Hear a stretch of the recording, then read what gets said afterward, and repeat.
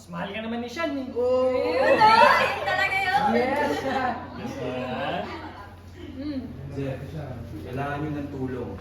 But more than that, choice namin to have. Kasi we choose to be with you. Here. Now. Grabe ka boy! Laki ng ginastos para matuloy yung ligawan kay Zep boy ah!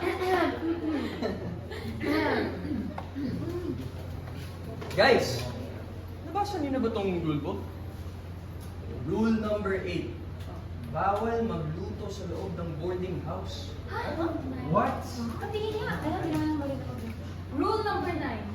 Bawal magpasok ng pagkain sa loob ng boarding house. Wala, hindi tayo mag-iipon yan. Bakit? Teka nga, pati nga. Grabe, ang dami namang add-ons, oh. Look, oh. Ano, saktong makakabing tawag siguro. Makakabayad eh. Baka pati pag-utot ko dito may bayad.